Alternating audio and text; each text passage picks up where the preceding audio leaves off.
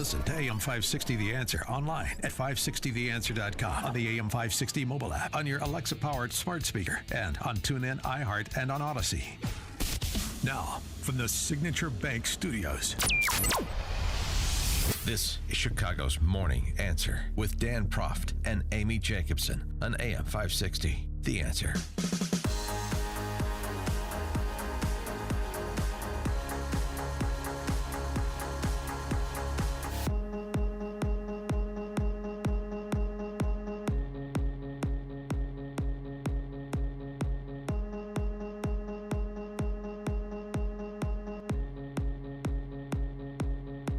Top of the morning, Dan and Amy. Russian perspective on Russia and Ukraine. This is interesting. It's a new book called War and Punishment. Crime and Punishment, takeoff perhaps. Putin and Zelensky and the Path to Russia's Invasion of Ukraine. It's written by a Russian journalist named Mikhail Zyga, who is a scholar and a badass, according to his bio, which is a nice twofer. You got to put that on yours now. I should. Former frontline combat journalist, founding editor of Dost, the only independent TV station in Russia. And then he was asked to leave, I suspect not politely, after being labeled a foreign agent, forced to flee Russia. He has been covering Ukraine for 2 decades, and he joins us now. Mikhail Zyga, thanks for joining us. Appreciate it. Hello.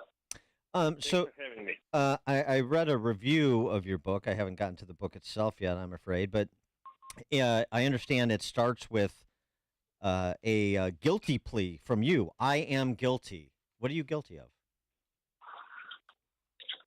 I'm speaking. I've written the book about different myths of Russian culture and about the responsibility of Russian culture and Russian history, Russian historians, because there is a huge debate now between the Ukrainians and Russians whether Russian imperialist history is also to blame for what's now happening in Ukraine. And obviously that's true. Obviously, Russian history has been falsified and has been used as a tool of propaganda for many centuries. And Putin is now trying to justify this brutal aggression using the myths from Russian history. Okay, and so, but so this guilty plea is to say what? Yeah, to say we were too. That's a guilty plea on behalf of Russin culture and Russian intellectuals, Russian journalists, because we probably should have done more. We should have started fighting against Russian imperialism much earlier than we did. We did not consider Russian imperial history as a threat, as a deadly threat to our neighbors and to Russian people as well. Mostly to Ukrainian people, most of all. If Putin was not revanchist in his disposition, would your position change at all? What if he was just concerned with matters domestic? He's still former KGB, and as he's proven, it's tough to take the KGB out of the boy, isn't it? I think that's a bit too simplistic approach. He was not a successful KGB officer. He was much more a bureaucrat, but there were a lot of different factors that shaped his personality. He was working in St. Petersburg in the 90s when that was pretty much a gangster city, and so gangster influence to his psychology is also very important. At the same time, he's inherited that very imperialist approach from the parents of his closest friends, and I describe that influence in my book. That occasionally fathers of two of his closest friends were very well-known Soviet historians, academicians, and they were specializing on one of them on history of Crimea and another one on American history, and he wrote a lot of books about CIA conspiracy against Soviet Union and against Russia. Now, in your estimate, who's winning the war right now? And do you think Ukrainians will ever regain access of Crimea? Um, I'm not a military specialist, so it's very hard to predict how this war will end militarily because it's a political issue. This war is going to be over once Putin is gone. So and it's impossible to finish it until he's in Kremlin. But his strategy is to wait for American presidential election, and that's obvious. He's really expecting that the whole situation, the whole geopolitical situation, will change once he hopes Donald Trump is going to be back in the White House. And Putin is sure that the time is on his side. He's not expecting any substantial change on the front line within the next year. What's your assessment of the West's response, America and the EU's response to the Russian invasion of Ukraine? I think the Western support to Ukraine is crucial and it's necessary. And I think it was a bit slow because no one was expecting that Ukraine was able to resist Russian aggression. And at the time, it's really important for the West not to stop and not to have any doubts in the necessity of this war, because Ukrainians should prevail and they should this war, and that's a matter of the future security for Ukraine, for Eastern Europe, and for Russia as well, because only after Putin's departure, any kind of democratic future for Russia is possible. And I still believe that Russia is not doomed to remain a brutal dictatorship and to remain the empire. I think that this war is the final accord of that empire. Well, there's been a lot of reports over the many months now this war has dragged on about internal dissension in Putin's ranks, even alleged assassination attempts. What sort of control does he have over Russia right now, militarily and culturally? How much dissension, whether covert or overt, is really present? I would say that that's a bit of exaggeration. That there were some real assassination attempts. Well, I'm just saying. I'm saying what was reported. I'm not saying it's true. Yeah. He's safe, but actually he is really weakened after the recent mutiny organized by once his right-hand man Yevgeny Prigozhin, the owner of the Wagner Group. Because before that uprising, Putin was considered to be the only person to have everything in his control. He was perceived as the only guarantor for stability in Russian bureaucracy. And now it's obvious that the emperor is naked. It's obvious that he could not control even his inner circle. And for the bureaucracy, for the elites, that's a clear signal that they have to prepare for his departure. That he cannot really control the situation, although he's still. He's not a lame duck, but he's going to become one probably within the next year. What about the body count he's piling up? When Americans come home in boxes in big numbers, like in Vietnam, it changes public opinion and it makes continuing the war untenable, as it did. What is that dynamic like in Russia? Probably that would be important, but the war is. We see that war only for a year and a half. That's enough time for many people to understand everything what's happening, but most people are really scared because there is no free media, and there is a real military censorship. So it's impossible. Any independent reporting within Russia, inside the country, is just impossible.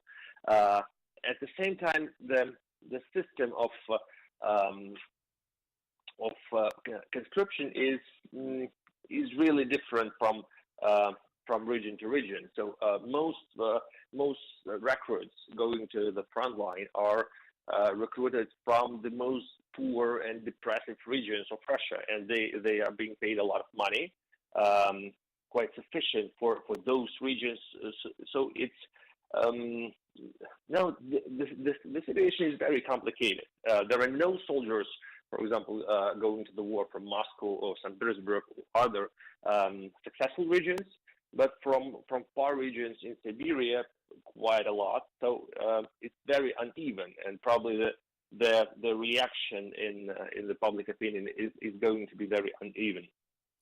In 1983, when Alexander Solzhenitsyn accepted the Templeton Prize in London, in the speech he gave, he said this: "More than a half century ago, when I was still a child, I recall hearing a number of older people offering the following explanation for the great disasters that had befallen Russia.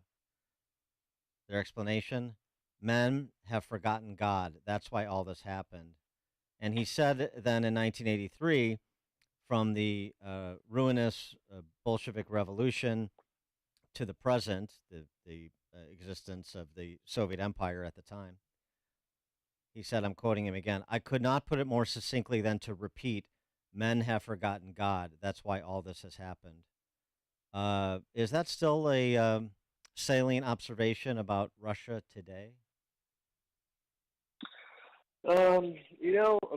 Alexander Solzhenitsyn is a very controversial figure if we look at him right now. He used to be the ardent dissident who was fighting against Soviet regime, but at the same time, by most other liberal dissidents, he was criticized as Russian imperialist and Russian nationalist. And now we see that his ideology and his writings are being used by Vladimir Putin, and the latest article written by Alexander Solzhenitsyn. In that article, he declared that Ukraine should always remain the part of Russia. So it's very hard to consider Solzhenitsyn for now as some kind of moral authority for Russian population, because yes, unfortunately, his legacy is very compromised, at least in terms of offering some kind of path for Russian for the future of Russia. Well, okay, but even if I concede that point, what about his observation? You can attack the messenger. What about the message? Russia is a very secular country. Right, exactly. I do not consider the fact that Russia is not religious country to be the core of this problem. Although you started out with you start your book with an apology, and it's apology related to Russian culture. So what allowed the propagandist culture that you described, that you're apologizing for, to take hold? Is it not that the state became, the state supplanted the faith in Russia? I mean, much as we're seeing in the West too. So I'm not singling out Russia, but it's interesting. You make a cultural indictment, but you won't recognize the biggest shift in Russian culture over the centuries, and that is one from Orthodox Christianity to godless communism. Orthodox Christianity is still very very in power in Russia, and President Putin claims that he is Orthodox Christian, and the Russian Orthodox Church is very active these days in its support for the war. Russian Patriarch Kirill is praying for the victory of Russian troops. Yeah, but that's like what happened in all totalitarian societies, with the church gets folded into the state, just like the economic sector does. I'm talking about when it was really it was in the hearts of the people, Yes, not yes, political religious leaders. Maybe not only the messenger compromised, but also the message when the whole church starts being compromised. Yeah, unfortunately, Russian Orthodox Church is not viewed as the center of spirituality, but it's viewed as the corrupted, state-owned or state-affiliated corporation that supports the power. Right. So probably, if we are talking about God, it's not the same God that you might be speaking about, and it's not the God of Russian Orthodox Church. He is Mikhail Zyga. He's a Russian journalist, scholar, and a badass, as we understand it. From Frontline Combat Journalist, founding editor of Dost, the only independent TV station in Russia. He was labeled a foreign agent by the government and forced to flee Russia. He's got a new book out that we were discussing. War and Punishment is the name of the book. War and Punishment, Putin, Zelensky, and the Path to Russia's Invasion of Ukraine. Mikhail Zyga, thanks for joining us. Appreciate it. Thank you. Thank you. And he joined us on our turnkey.pro answer line. Before you see it on TV, share it on Facebook, or read about it in the paper. Hear it here first. This is Chicago's Morning Answer on AM 560. The Answer. Have you been struggling to find an easy, safe, and secure document scanning solution for Salesforce.com, Microsoft 365, SharePoint, or